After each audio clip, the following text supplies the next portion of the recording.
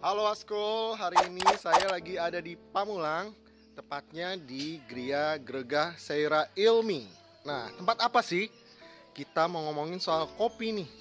Kopi apa ya? Kita akan discuss tentang kopi Sipirok dan gimana proses-prosesnya. Wis, penasaran kan? Let's check this out. Halo Askul, hari ini saya lagi ada di Gregah Seira Ilmi Coffee. Nama sepupu panjang banget. Ini adalah om saya, namanya Om Ruru. Beliau adalah ownernya. Saya mau nanya nih, Om Ruru mulai berkecimpung di dunia kopi itu dari tahun berapa nih Om? Kalau jadi pegiatnya, pegiatnya itu mulai dari 2017 lah. 2017 ya? Oke, 2017 itu belajarnya atau memang sudah mulai bisnis kopinya? Itu sudah mulai bisnis, tapi bisnis yang masih baru belajar gitu. Jadi kira-kira di pertengahan 2017 kita resmi di ERT gitu, di Tangsel. Kemudian ada penyuluhan tentang bagaimana bisnisnya itu sendiri gitu. Ikut pertemuan-pertemuan, nah, baru mulai agak mengikuti prosedurnya bisnis lebih lanjut. Ini kira-kira berdirinya dari tahun berapa nih Om? Berdiri resminya terdaftar di Tangsel, PGRT Tangsel itu 2018. 2018 ya? Oke, 2018. Terus ada sertifikat halalnya nggak? Sertifikat halal baru mulai keluar di 2019. Oh, meskipun 2019. prosesnya agak lama itu ya. Oke. Cukup lama juga ya? Lumayan. Memang ini sulit ya mendapatkan proses halal? Mungkin karena waiting list aja kali ya. Oh, Karena banyak sekali mulai UMKM tumbuh dan paham bahwa mereka harus ada proses halal. Betul. Nah, di sini kan berarti dari 2017 ini sudah 2021. Berarti sudah 4 tahun nih. Nah, saya lihat prosesnya itu sampai sekarang saya sempat lihat tadi sampai punya mesin yang gede banget.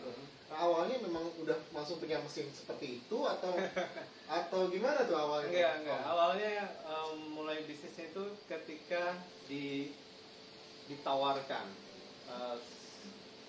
3 karung kopi green bean itu oleh sepupu yang pemilik kebun di Sipirok sana. Terus setelah ngobrol-ngobrol, toto diserahkan aja 3 karung itu yang original, Biberi dan luwak liar. Nah, kita coba roasting mulai dari sangrai pakai wajan gitu. Sangrai sendiri? Iya, sangrai sendiri. Wow. Itu keringetnya keluar semua tuh. Tapi rata tuh? Rata, tapi terlalu gosong jadinya. Oh gitu. Burn istilahnya.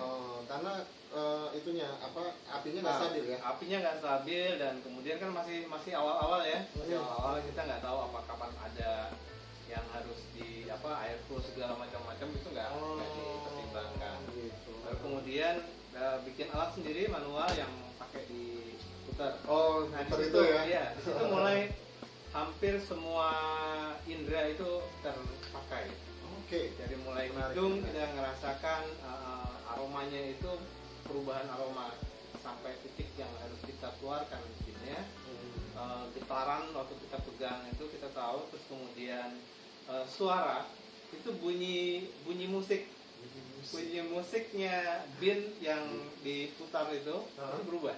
Ketika dia baru masuk berat sampai akhirnya dia lebih ringan. Dan pada saat keluar itu ada video di orang lain ya, itu menyaksikan waktu roasting dia malah menari ketika mendengar kopi di roasting.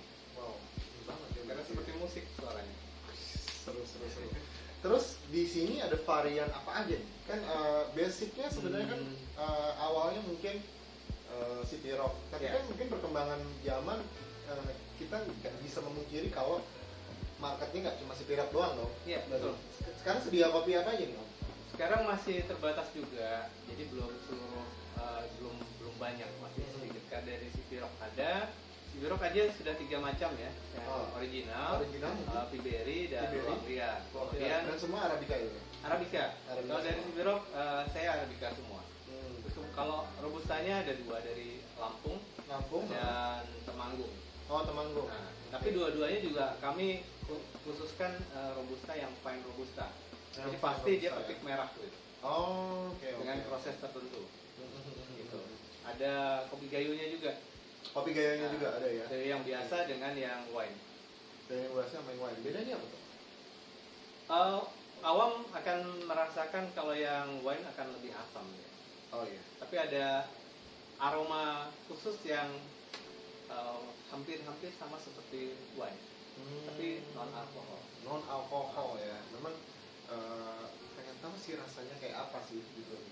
Kita cobain ya. Terus ini nih, kan di sini ada di belakang kita tuh ada berbagai macam kopi yang dari yang sampai belum di roasting juga ada ya, Om ya.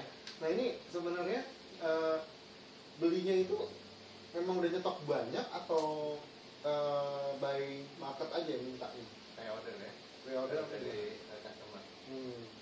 Kalau yang green bean pasti kita harus stok sebelum customer itu pesan. Tapi kalau roastingannya saya roasting by order sesuai orderan dari customer. Jadi kalau ada ini hanya lebihan dari produksi yang saya lakukan. Karena bagaimanapun nggak mungkin hasilnya pas, pasti dilebihkan.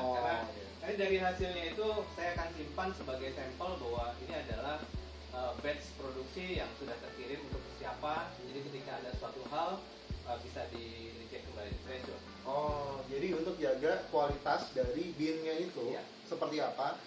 Karena kalau kita tahu kualitas pada saat dia roastingnya kapan, kita bisa tahu memang mungkin di sini ada kurangnya apa ya, gitu ya. Kira-kira. Oke. Dan yang paling banyak peminatnya apa nih? Kalau dari Gregat untuk yang biji kopinya atau ini yang paling banyak tuh yang sama makan. Karena Gregat Cafe sekarang itu lebih fokus untuk penjualan ke kafe-kafe. Jadi kalau dilihat kuantiti penjualan lebih banyak di house blend Arabica dengan Robusta. Komposisi berapa persen? Tergantung dari mereka yang request mereka. Karena saya lebih ada sedikit edukasinya juga pada mereka bahwa mereka butuh seperti apa, Arabica seperti ini, Robusta seperti ini, mereka meracik. Dan biasanya saya berikan ada 2 option dari yang 60-40 atau 50-50. 60-40 atau 50-50 ya. Tapi ada juga yang akhirnya agak berubah dari sana. Dan itu rutin. Gitu. Terus ini ada varian-varian banyak juga ya, ada cold brew, ada apa ini? Kalau ini hasil setelah roasting, cold brew ini di proses cara meracik kopi. Meracik kopi yang tidak dengan air panas. Tidak dengan air panas. Oke. Terus ada apa lagi nih? Selain cold brew, kalau yang biasa membuat kalau kami kan bukan kafe ya. Jadi Gregat Cafe tidak menyajikan kopi saji. Tapi jadi hanya hasil roastingan. Betul. Jadi bisa dalam bentuk bean, bisa bentuk bubuk ya. Jadi ketika ada bubuk, kita juga tanyakan bubuk yang size-nya seperti apa. Seperti apa? Jadi green size-nya itu bisa untuk tubruk atau untuk manual, atau bahkan yang ada pesanan khusus untuk saya mau bikin cold brew, sehingga saya akan berikan yang coarse, yang kasar sekali. Jadi tergantung dari permintaan buyer seperti apa ya? Oke, buyer request lah pokoknya. Buyer request. Jadi karena buyer request itu mengcombine sendiri nanti ini harus kayak gimana bean-nya, kualitasnya seperti apa. Oke. Makasih banyak ini udah ngobrol-ngobrol. Tapi kalau di tempat kopi nggak nyobain kopi, nggak seru. Itu jelas. Ayo kita cobain kopinya. Oke. Ini apa nih, Om? Ini Gayo Wine. Gayo Wine hasil cold brew. Iya. Ada gelas juga saya. Biar kita minum berdua. harus pakai ini om? Karena ini belum disaring. Oh gitu. Fungsinya belum disaring supaya pada saat penyimpanan fermentasi masih terjadi terus sehingga kualitasnya makin baik.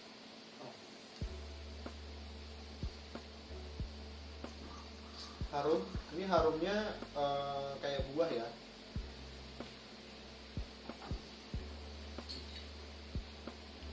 Aduh, harum banget om. Harumnya enak banget loh.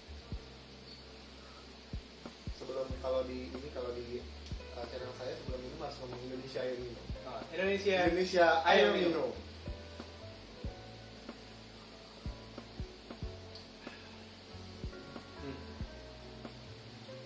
Irfan.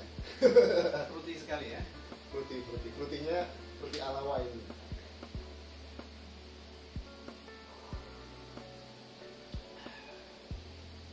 Enak banget ya. Enaknya gak bisa diungkapkan dengan kata-kata. Kalau yang suka kopi itu pasti kayak terupgrade lagi gitu rasa. Cuma memang harus orang yang biasa awalnya harus biasa mungkin V60 dulu ya. Kalau misalnya biasanya cuma kopi yang biasa minum espresso atau apa, mungkin ini nggak terasa kopinya. Iya, tergantung dari selera ya. Cuma kalau misalnya orang biasanya kalau yang udah ngerasa ini enak, sudah terlatih di V60 dulu biasanya. Enak banget om. Lagi? Lagi? Tanpa. Nah, kalau ini konten isinya minum semua nih. Makasih banyak ya om ya. Ini udah ini. Oh ya, saya mau nanya sebenarnya tadi yang saya belum tanya sebenarnya ada proses kita ngomongin proses pembuatan kopi kan. Itu